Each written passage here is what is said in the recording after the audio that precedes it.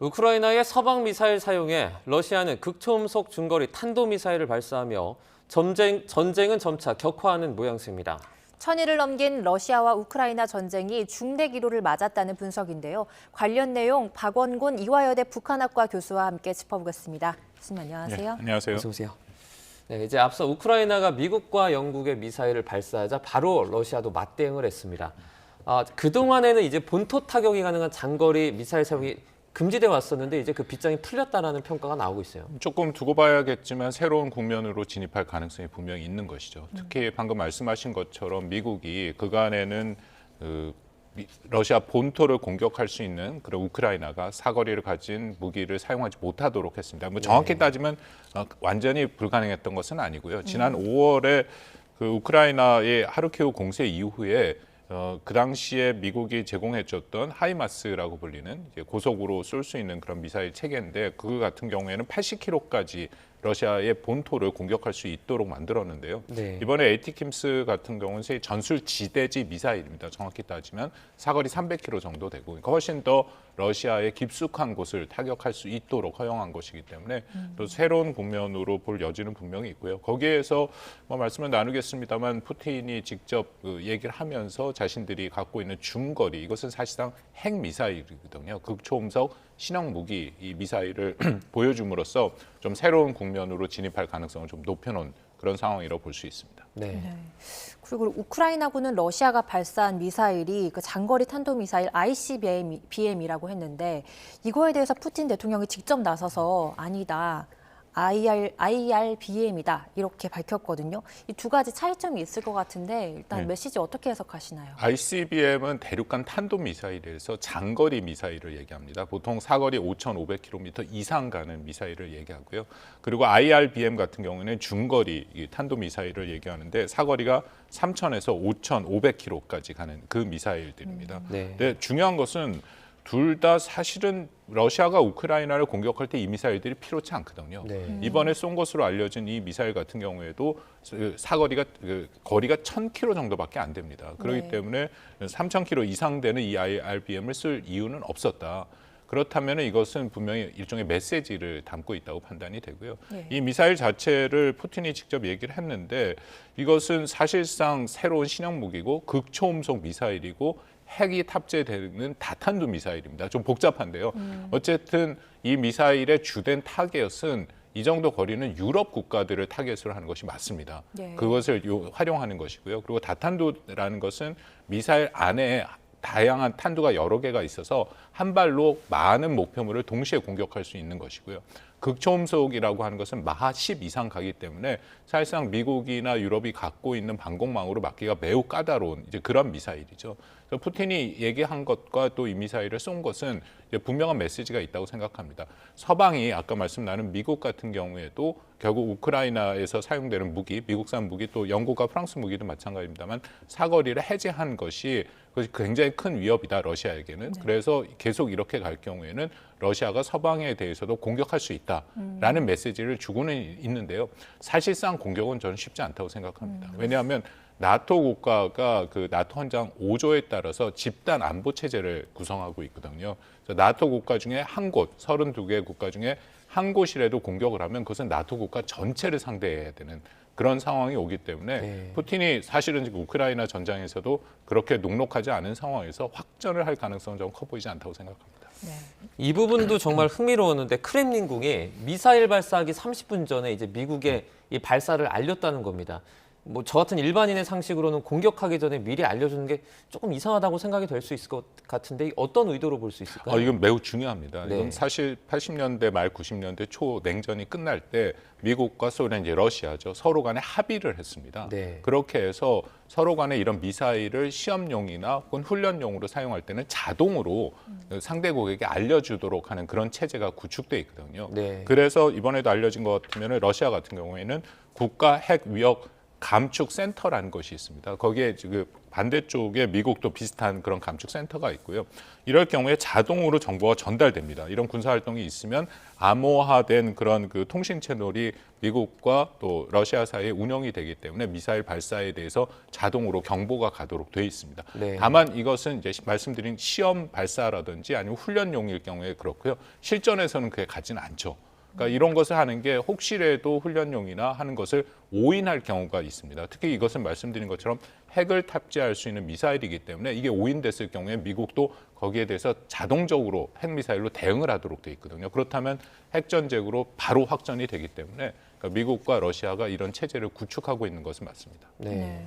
그리고 이 러시아가 이번에 발사한 미사일 이름이 개암나무, 그러니까 흔히 알고 있는 헤이즐넛을 뜻하는 오레니시크라고 명명이 됐다고 하는데요. 여기에도 의미가 있다고 봐야 그렇습니다. 되나요? 아까 말씀드린 다탄도탄의 의미가 있는데요. 개암나무 헤이즐넛 같은 경우에는 가지 끝에 여러 열매가 이렇게 주렁주렁 매달려 있는 그런 형태지 않습니까? 네. 그렇기 때문에 한 탄두 안에 굉장히 다양한 탄두, 여러 탄두가 있다라는 그런 의미를 담고 있다. 그래서 상당히 의미를 담은 그런 이름을 지었다라고 생각이 되고요. 말씀드린 것처럼 이것은 사실 기본으로 핵탄두입니다. 네. 그 이번에 쏜 그 미사일이 재래식 탄두를 탑재하고 있는 것으로 알려져 있긴 하지만 별로 그렇게 큰 피해를 주지 않은 것으로 또 확인이 됐습니다. 그것은 그만큼 재래식 탄두보다는 핵탄두로 활용할 수 있다는 것이고요.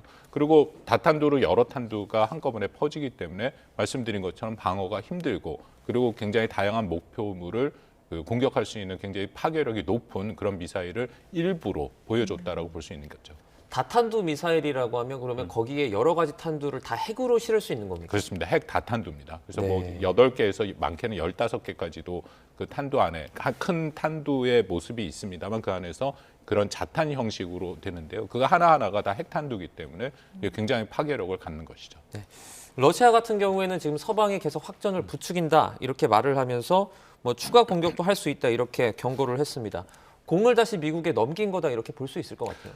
그렇습니다. 근데 현재 미국도 그렇고 우크라이나도 그렇고 좀 고민이 깊어질 수밖에 없는 것이 현재 러시아 우크라이나 전쟁의 전황이 우크라이나한테 그렇게 유리하지 않습니다. 네. 그러니까 가장 최근에 BBC에서 나온 분석을 봤더니 작년에 비해서 올해 러시아가 점령한 그 영토가 6배나 더 많다라고 알려져 있고요. 네. 그리고 우크라이나가 쿠르스크 러시아 영토를 점령하지 않았습니까? 근데 그 최초에 점령했던 전체 면적에서 절반 가량을 다시금 러시아가 수복을 한 이런 상황이죠. 네. 그래서 뭐 결국 트럼프의 변수라고 우리가 볼 수밖에 없는데 잘 알려진 것처럼 뭐 트럼프 당선인은 자기가 대통령이 취임하면 24시간 뭐 그건 불가능한 일이긴 한데 어쨌든 휴전을 모색하겠다라고 얘기를 해서 뭔가 큰 변화가 있을 가능성이 크거든요. 그러니까 이런 상황에서 바이든 행정부는 우크라이나를 지원하고 있는데 우크라이나의 전황이 여러 가지로 불리하니까 우리가 말씀 나눈 뭐 에이테킴스라든지 그런 무기의 사거리를 없애고 또 대인지뢰도 허용하고 그런 모습들을 지금 보이고 있다라고 보시면 될 것 같습니다. 네. 네. 이런 상황에서 푸틴 대통령이 트럼프 당선인과 휴전 협정을 논의할 가능성이 있다, 의향이 있다 이러면서 대화 가능성을 열어줬거든요. 실제로 조건을 걸었다고 하는데 어떤 조건인가요? 계속해서 똑같은 얘기를 하고 있는데 현재 러시아가 점령하고 있는 영토를 인정해라. 우크라이나 영토를 사실상 자신들이 불법 점령하고 있는 것을 계속해서 점령하겠다라고 얘기를 하고 있고 또 하나는 우크라이나가 나토에 가입하면 안 된다라는 그 얘기를 하고 있습니다. 근데 푸틴의 입장에서는 자신들한테 결코 불리하지 않다라고 생각하는 것이 아까 말씀드린 전황도 여전히 러시아한테 유리한 모습은 보이고 있고 그리고 결정적으로 트럼프가 말하는 정전 협정의 그런 그 모습들이 방금 말한 푸틴의 그런 주장과 유사한 면이 있습니다. 그러니까 일종의 동결 분쟁이라는 해법인데요. 어떻게 된 것이냐면 현재의 전황을 그대로 두고 그리고 나서 거기서 일정한 정전이나 휴전을 이렇게 모색하는 방안이거든요. 그렇다면 아까 말씀드린 것처럼 거의 20% 가깝게 러시아가 우크라이나 영토를 점령하고 있는데 그것을 여전히 점령할 수 있게 되는 것이고 거기에 더불어서 어쨌든 우크라이나가 원하는 안전 보장을 하기 위해서는 나토에 가입하는 것이 제일 확실한데 그것도 뭐 미국도 그것도 난색을 표하고 있고 대신에 만약에 그런 휴전 협정이 이루어진다면 계속해서 우크라이나에 대해서는 미국이 지원을 해주겠다라고 얘기를 하는데요.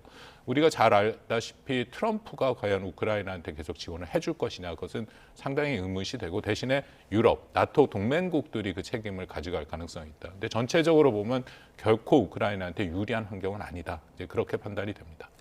영토 문제를 보자면 그러면 현재 우크라이나 입장에서는 트럼프의 취임 전, 그러니까 내년 한 1월 20일이니까 한 2달 정도 남은 것 같은데요. 그 전까지 최대한 많은 영토를 차지하려고 총력전을 해야겠네요. 그렇습니다. 그래서 쿠르스크 지역에 지금 집중을 하고 있는 부분이 보이고요. 거기서도 이번에 공격을 한 거 보면 이게 또 북한 변수가 또 생겨버렸습니다. 그 북한이 파병을 했는데 북한 파병한 그 한 10,000명 그 이상도 된다라고 알려지고 있지 않습니까? 네. 그런 그 인원들이 그 러시아군과 한 합쳐서 5만 명 정도가 쿠르스크 수복을 위해서 지금 대기를 하고 있다. 아주 본격적인 작전은 시작이 안 된 거로 확인이 되는데 네. 있다라는 거죠. 그렇다면은 쿠르스크가 러시아 영토고 그것을 우크라이나가 점령을 하고 있어야 휴전 협정이 들어갔을 때 그 점령하고 있는 영토랑 빼앗긴 영토를 교환할 수 있는 일정 수준의 자신들의 협상력을 갖게 되는데 만약 쿠르스크가 그렇게 해서 러시아 북한 연합에 의해서 다시금 탈환이 된다면 우크라이나한테는 매우 전황이 어려워지는 것이죠. 그래서 바이든 행정부가 아까 계속 나누고 있는 에이테킴스와 비롯해서 그 무기의 사거리를 푼 가장 큰 이유 중에 하나가 바로 북한 파병 때문이다. 그래서 북한군이 들어오는 또 북한군이 밀집 지역을 공격하겠다라고 아주 공개적으로 얘기를 하고 있는 이런 상황입니다. 네. 지금 현재 이어지는 우크라이나와 러시아 간의 강대강 대치 상황, 이것도 지금 협상을 염두에 두고 우위를 점하기 위해서 이렇게 되는 거라고 볼 수 있겠네요. 그렇습니다. 말씀드린 동결 분쟁으로 간다면 현 전황에서 이 일종의 중단이 될 가능성이 크니까 그렇다면은 최대한 자신들에게 유리한 그런 환경을 만들어 놓은 것이 중요하죠.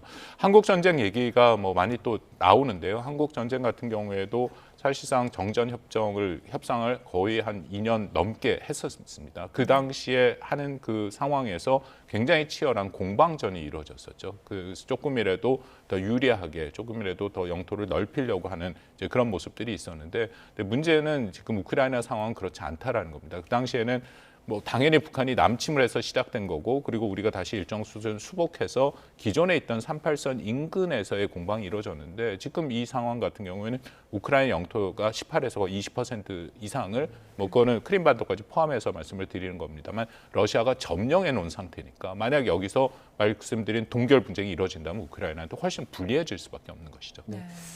우크라이나의 지금 국민 절반 정도 그 이상이 휴전전 협상을 지지한다 이런 여론조사가 나오고 있습니다. 전쟁이 시작된 지 이제 1000일이 넘어갔는데 이런 상황에서 지금 젤렌스키 대통령은 좀 판단하기 어려울 수도 있을 것 같아요. 이 부분이 굉장히 중요하다고 생각합니다. 결국 항전 의지가 얼마나 강하느냐가 가장 중요한 문제 중에 하나인데 네. 이게 전체적으로 여론조사 지금 나옵니다만 이전보다는 확실히 그 휴전에 대해서 협상을 지지한다라는 여론이 높아지는 것이고요. 네. 끝까지 싸운다라는 그런 그 여론들은 점점 줄어들고 있는 상황이죠. 말씀하신 것처럼 1000일이 지나고 굉장히 많은 피해가 나타나기 시작하니까 우크라이나인들도 좀 지쳐가고 있는 모습들도 보이고요. 더불어서 뭐 계속해서 트럼프 변수를 얘기 안 할 수밖에 없는 것이 이번 전쟁에 가장 핵심적으로 우크라이나를 지원한 것은 미국인데 미국의 트럼프 당선인이 이제 더 이상 지원하지 않겠다라는 식으로 얘기를 하니까 우크라이나 입장에서도 이 전쟁을 수행하기가 굉장히 어렵다는 것을 압니다. 물론 나토 동맹국들이 지원을 하긴 하겠지만 그 지원의 수준과 또 지속성 같은 경우는 아무래도 미국보다는 떨어질 수밖에 없기 때문에 그 전반적인 고민이 있다라고 보는 것이 맞겠죠. 네. 아까 한국식 휴전 언급해 주셨는데요. 또 유엔 내부에서는 한국식 휴전 방식을 좀 거론하기도 했거든요. 그럼 이렇게 유사한 방식으로 가긴 좀 어렵다고 봐야 되겠네요. 글쎄, 근데 현재로서는 또 이런 방식으로 갈 수밖에 없지 않을까 하는 것이 현실적인 판단이기도 합니다. 왜냐하면 현재 이 상황에서 우크라이나가 빼앗긴 그 영토를 다시금 탈환하기는 매우 어렵거든요. 네. 현재는 이게 일종의 진지전이 구축이 돼 있습니다. 진지에서 싸우는 거기 때문에 상대방 진지를 탈환하기 위해서는 굉장히 많은 노력이 필요하고 그리고 진지들이 굳건하게 건설이 돼 있기 때문에 쉽지 않은 그런 상황이거든요. 그러니까 그 대인 지뢰를 이번에 미국이 또 허용한 것도 그런 이유가 있습니다. 그 대인 지뢰가 매설이 되면 특히 이번 같은 경우는 쿠르스크 지역을 러시아와 북한 연합군이 일정 수준에서 그것을 수복하려고 할 때 대인 지뢰가 매우 효과적으로 그들을 막는 수단이 되거든요. 현재 러시아가 하고 있는 것을 보면 이전 같은 경우에는 기갑사단을 이용해서 그래서 그 우크라이나에 침공에 들어가거나 아니면 쿠르스크에서 전쟁을 했는데 이제는 기갑사단 외에도 보병을 집어넣고 있습니다. 그렇기 때문에 대인 지뢰를 활용해서 그 전선을 유지하고자 하는 그런 뜻이 있다라는 것이죠. 그렇다면은 한국 전쟁과 같은에서의 본질 남북한이 갖고 있는 영토의 수준이 그때는 비슷하긴 했었지만 우크라이나는 지금 다르지 않습니까? 그렇지만 한국 전쟁 같이 다시금 그렇게 수복할 가능성은 거의 없다라고 보시는 게 맞죠. 그렇다면은 만약 휴전 협정이 된다면 현재 상황에서의 휴전 협정, 현재 전황에서의 그 휴전 협정이 이루어질 가능성이 높다라고 보는 것이 맞을 것 같습니다. 네. 다음 주에 우크라이나 특별사절단이 방한을 할 예정인데요. 일단 관건은 우리가 무기 지원을 직접적으로 할지 말지 그 여부입니다. 만약에 지원하게 되면 이 남북한 간의 어떤 간접 전쟁의 양상처럼 보일 수도 있을 것 같아요. 그 좀 복잡한 여러 가지 문제들이 있다라고 생각을 합니다. 당연히 네. 우크라이나는 한국의 지원을 요구하고 요청할 가능성이 높은데 우리가 지원을 안 하고 있는 것은 아니거든요. 어떻게 네. 보면은 나토 유럽의 동맹국 수준으로 우리가 충분히 지원을 하고 있다. 다만 우리는 무기 지원은 안 하고 있는 이런 상황인데 이게 문제가 복잡하다고 말씀드린 것은 이 북한군이 파병을 함으로써 이것은 우리한테 실존적 위협이 돼 버렸습니다. 네. 그러니까 북한군이 거기서 실전의 경험을 받는 것 외에도 그 반대급부로 이미 뭐 얘기가 나오고 있습니다만 한국을 직접 위협할 수 있는 러시아 무기들, 재래식 무기가 이미 북한한테 들어갔다라는 그런 얘기들도 들리고 있고 그렇다면 한국도 여기에 대해서 강한 억제력을 발휘해야 되는 상황이거든요. 근데 다만 거듭 말씀드립니다만 이 트럼프 변수라는 게 있기 때문에 우리 정부도 전체적인 상황과 시나리오에 따라서 움직임을 지금 재조정할 가능성은 좀 있어 보인다. 왜냐하면 트럼프가 24시간의 종전을 얘기했거든요. 그렇다면은 이 종전 협상을 들어가는 가장 앞서서 아마도 러시아를 압박해서 일단 북한군 파병부터 철회를 해라. 북한군을 돌려보내라라고 요구할 가능성이 매우 높습니다. 네. 왜냐하면 휴전 협정을 할 때 이 휴전 협정에 들어오는 행위자가 많아질수록 협정이 어려워지는 것은 분명하거든요. 그렇기 때문에 일단은 북한군부터 빼고 할 수 있기 때문에 이제 그런 그 상황 변동이 곧 발생할 수도 있음을 우리가 좀 감안해서 우리 정부가 그렇게 대응하고 있는 것으로 알고 있습니다. 네, 그러니까요. 트럼프 측 안보 핵심이 우크라이나전에 한국의 개입을 우려한다라는 입장을 내기도 했는데요. 북한군이 참전한 입장에서 또 우리가 좀 기민하게 대응해야 될 그런 필요성이 있을 것 같아요. 그 트럼프는 또 계산이 좀 복잡하긴 합니다. 방금 말씀한 그 월츠 같은 그 국가안보보좌관 내정자가 그런 얘기를 했고 또 네. 트럼프 당선인의 아들 트럼프 주니어가 굉장히 비판적인 얘기를 했었죠. 이것은 우리에 대한 비판적인 얘기는 아니었고 바이든 행정부가 이 사거리를 푼 거에 대해서 비판적인 얘기를 했었는데 근데 트럼프 본인은 여기에 대해서 아직 아무 말도 안 하고 있습니다. 왜냐하면 트럼프가 그 어떤 국가들을 상대로 협상을 하거나 이번에도 휴전 협정을 러시아와 우크라이나 양쪽을 압박해서 해야 되는데 트럼프의 기본적인 대외 정책의 운영 방식은 양쪽 다 압박하는 것입니다. 양쪽 다 뭔가를 인센티브를 줘서 끌어들이는 것이 아니거든요. 그렇다면 지금 같은 상황에서 오히려 러시아를 압박하는 카드로 이 바이든의 그런 것들을 활용할 수 있다라는 것입니다. 그래서 러시아를 최대한 압박해서 빨리 휴전협정으로 끌어들이고 우크라이나도 압박하는 게 똑같은 방식으로 만약에 휴전협정에 참여하지 않으면 지원하지 않겠다라는 얘기를 하고 있거든요. 그러니까 그런 것을 통해서 빠르게 종전하고자 하는 그런 트럼프의 셈법은 트럼프의 측근들에게 나오는 얘기와는 조금 다를 수도 있다 그렇게 생각합니다. 네. 북한군 추가 파병 얘기도 계속해서 나오고 있습니다. 뭐 고문단이 러시아가 점령한 우크라이나 뭐 마리우폴 지역에 도착했다 이런 외신 보도도 나왔는데요. 이 부분은 좀 어느 정도로 보세요? 뭐 신원식 국가안보실 실장이 얘기를 했었죠. 네. 그래서 내용들을 보면 좀 우려되는 내용들이 많이 있는데 1차적으로 그 북한군 파병된 뭐 10,000명, 12,000명 얘기 나오는데 그거 외에도 북한이 갖고 있는 이른바 서울 불바다 전력이라고 불리는 170mm 자주포랑 240mm 방사포, 다연장 로켓을 약 160문 이상 그 북한이 러시아에 지금 전장에 투입을 했다라고 얘기를 하고 있습니다. 네. 굉장히 적지 않은 숫자고요. 그리고 이거 하나하나 자체가 사실 러시아에게 굉장히 큰 도움이 됩니다. 기존에 사용하고 있는 러시아의 주력포, 지금 포격전이거든요. 포병전인데 네. 152mm짜리를 쓰고 있는데 이것은 사거리가 한 30km 그 정도밖에 안 나갑니다. 근데 네. 170mm, 240mm는 한 70km 정도. 사거리가 길면 그만큼 타격을 할 수 있는 능력이 크다라고 보는 게 맞거든요. 그리고 특히 240mm 방사포는 뭐 뉴스에도 많이 나왔습니다만 김정은이 관심을 갖고 수차례 가서 이것을 개량형이다라고 얘기했는데 그것이 결국 러시아 우크라이나 전쟁까지 갔다. 그렇다면 이 무기 자체도 큰 의미가 있고 그리고 이 무기를 운영한 포병 전력들 북한군 포병 전력이 또 갔을 가능성도 있거든요. 저 뭐 신원식 실장은 한 최대 4,000명까지 2개 포병 여단이라고 얘기를 하는데 거기까지 갔을지는 뭐 제가 확인할 수 있는 상황은 아닌데 네. 적지 않은 포병 또 전력들도 파견됐을 가능성이 있다라고 보는 것이 맞겠죠. 네.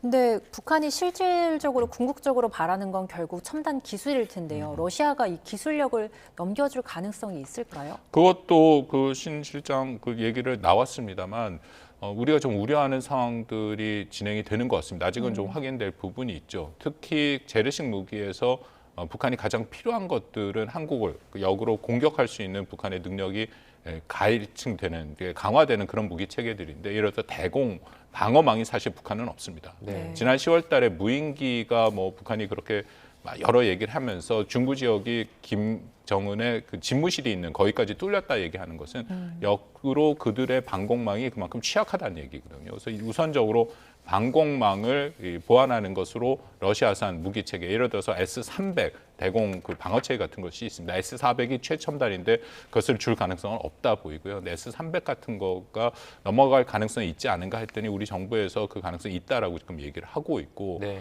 또 하나는 북한이 공군력이 사실은 거의 전무하다고 보면 맞습니다. 워낙 오래된 낙후된 전투기들밖에 없기 때문에, 그래서 미그 21이나 23 이것도 다 낙후된 거긴 합니다만, 현재 북한의 입장에서는 이 정도 공군력으로도 사실은 이전보다는 훨씬 더 자신들의 전력이 증강되니까 이런 것들을 받을 가능성이 있다. 그러면 이것은 당연히 북한이 러시아의 파병, 러시아 우크라이나 전쟁에 파병한 그 반대 대가, 급부를 받는 것들이기 때문에 우리한테는 굉장히 큰 위협이 되는 것이죠. 네. 북한의 어떤 러시아 파병, 그리고 최근에 있었던 그 장거리 미사일 개시까지 새로운 국면을 맞은 우크라이나 러시아 전쟁 상황 살펴봤습니다. 네, 박원권 이화여대 북한학과 교수와 함께했습니다. 네, 고맙습니다. 감사합니다.